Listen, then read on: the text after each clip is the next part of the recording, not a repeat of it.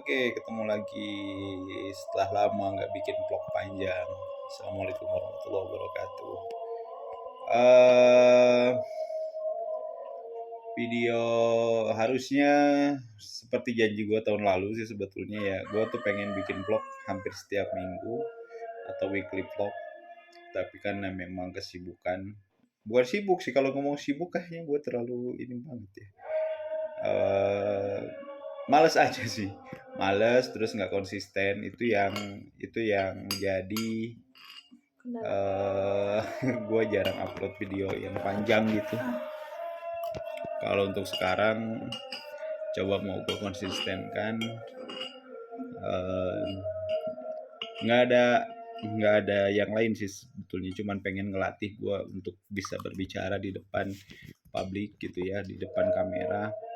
eh, yang ngelatih diri lah gitu, ngelatih diri supaya bisa ngomong. Nah itu yang pertama. Yang keduanya ya gue mau mendokumentasikan perjalanan perjalanan mingguan gue aja sih sebetulnya, apa yang udah gue lakuin selama seminggu ke belakang. Terus agar terbiasa aja. Oke. Dimulai kemarin di hari Senin ya. Kalau minggu lalu, dari minggu lalu Senin ya biasa aja sih, puasa terus masih nganterin anak sekolah kayaknya. Iya kalau nggak salah masih nganterin anak sekolah, tapi cuman anak sekolah juga cuman bentar doang, sampai jam berapa tuh? Sampai jam 11-an. Jemput anak, terus ya lanjut kerja sampai hari Rabu.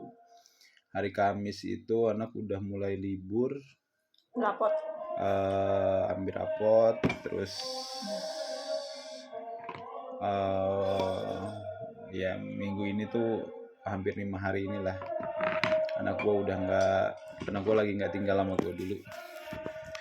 Dia lagi tinggal di rumah eyangnya di Depok, karena memang jadi lagi jadwal liburan sekolah juga sih, karena mau lebaran. Ya udah kita ungsiin dulu, jadi minggu ini tuh sama istri aja. Terus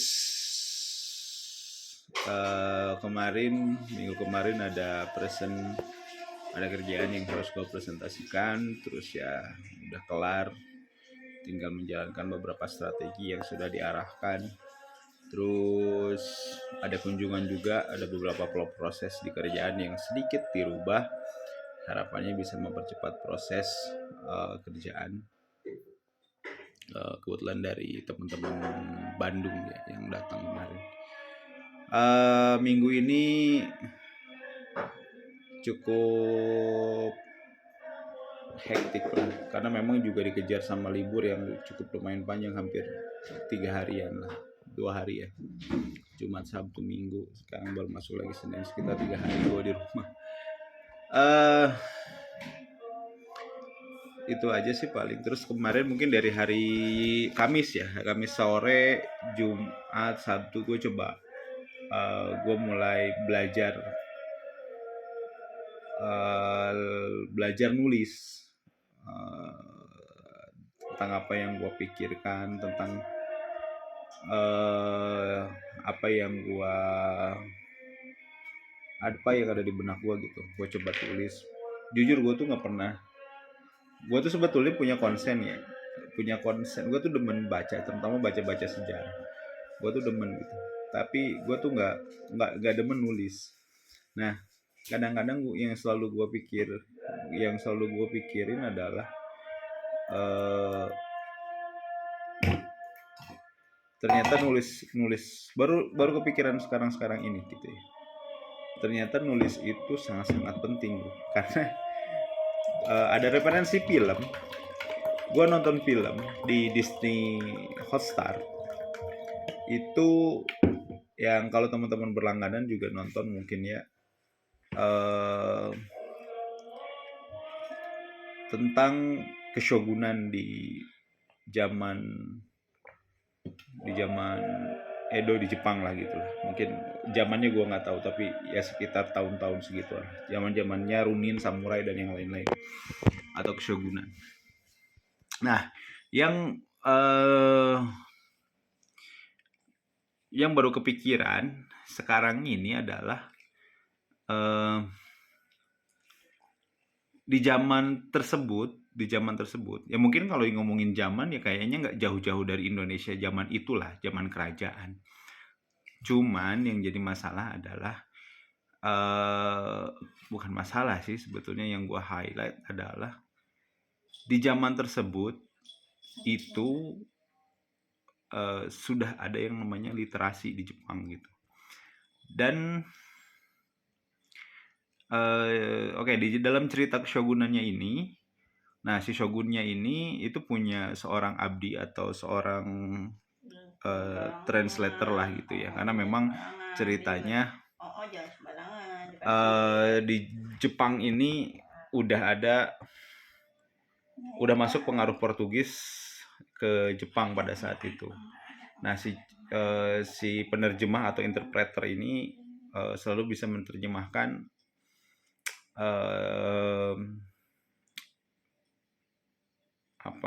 tulisan-tulisan gitu ya. Nah, ini kayak gitulah.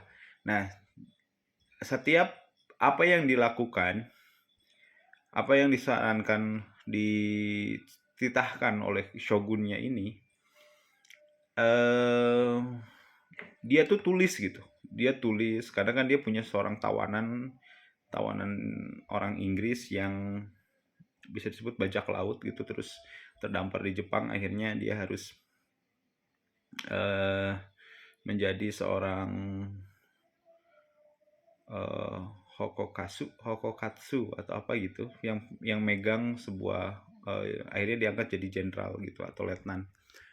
Nah, setiap apa yang dilakukan oleh si orang bule ini, yang orang Inggris ini, yang tahanan atau bajak laut tadi itu, semuanya itu ditulis gitu, diterjemahkan ke dalam bahasa Jepang, terus dicatat dan dikasih reportnya itu kepada si shogunnya ini. Nah, ini yang gue lihat gitu ya. Terus akhirnya menggambarkan benar-benar Jepang pada saat itu. Ada Ronin, ada samurai, ada pak dari sisi pakaiannya. Gimana orang Jepang pada waktu itu sangat-sangat menjunjung tinggi kearifan lokalnya. Sang wanita tuh nggak boleh ngelawan pada suaminya gitu ya. Hal-hal yang seperti itu, menjaga kehormatan keluarganya, punya tanggung jawab yang besar jadi untuk seorang istri itu. Dari gaya berpakaiannya, gimana penampilan rambutnya, gimana penampilan shogun pada saat itu, terus gimana bangunan Osaka pada saat itu, pelabuhan pada zaman itu, terus kota-kota atau daerah-daerahnya pada, ya mungkin teman-teman bisa lihat juga di One Piece, di anime Jepang yang menggambarkan masa lalu gitu ya. Terutama kalau di One Piece mungkin saat Luffy dan teman-teman sampai di pulaunya si Momonosuke gitu ya. Nah, di arc itu, arc Wano. Nah, kan bohong kalau misalkan itu tidak tercatat menjadi sebuah literasi yang penting gitu ya. Itu tidak tercatat menjadi sebuah tidak ada catatannya, itu nggak mungkin gitu, karena lu bisa menggambarkan itu secara detail, secara kehidupan manusia pada zaman itu. Kalau misalkan nggak ada tulisan, nggak ada catatan sejarahnya gitu. Nah, ini yang bikin gue tuh anjir, zaman itu orang kepikiran untuk melakukan nulis gitu, untuk melakukan mencatat semua literasi gitu, yang akhirnya jadi sebuah sejarah, dan ada tahun pembuatannya kapan, terus sangat cakap dalam literasinya. Ini yang benar-benar membuat gue tuh menjadi wah kayaknya memang apa tuh harus dicatat. Nah ini yang masih gue saat ini gue gali sih sebetulnya, gue pengen cari gitu ya. Apakah karena yang selama ini kita tahu sejarah Indonesia tuh yang gue tahu gitu ya. Sejarah Indonesia tuh nggak jauh dari Majapahit yang kayak gitulah. Majapahit, kerajaan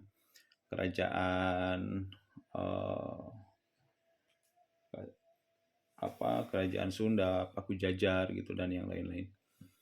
Ya udah cuma sejarah gitu aja. Tapi sejarah besar garis besarnya. Tapi gue belum pernah baik mungkin diangkat menjadi sebuah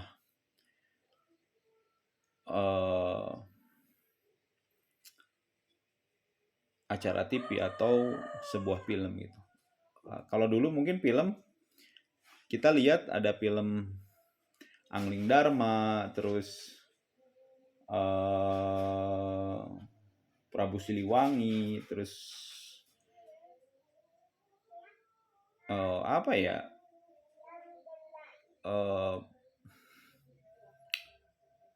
Genderuwo, Misteri Gunung Merapi, apakah itu masuk atau enggak itu terserah lah.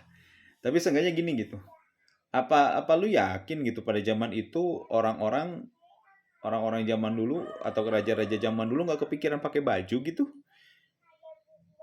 Terus harus gitu ngeliatin dada sama perutnya gitu yang bidang. Apa kabar orang yang gendut gitu? Maksudnya apakah harus segitunya gitu ya? Nah ini sih yang pengen gue lihat, meskipun gue memang karena gue awam pada zaman untuk itu ya. Ya gue cuma pengen tahu aja. Terus terkait literasi, kenapa sih orang kita tuh nggak punya literasi yang baik gitu ya? Nggak punya catatan-catatan. Kemana catatannya gitu? Apakah pada zaman itu catatan tersendiri belum menjadi sebuah hal yang penting, atau sebaliknya catatan itu penting, jadi cuman hanya orang-orang tertentu aja yang bisa nulis. Cuman itu aja sih, pengen tahu gitu. Gue tuh pengen tahu itu terkait dengan apa sih sejarah detail Indonesia itu. Oke. Makanya gue coba nulis, gue coba melakukan apa yang gue ya minimal gue nulis apa yang ada di pikiran gue dulu dah sebelum gue menulis apa yang lebih besar. Oke, itu aja sih. Kemarin baru ya mudah-mudahan konsisten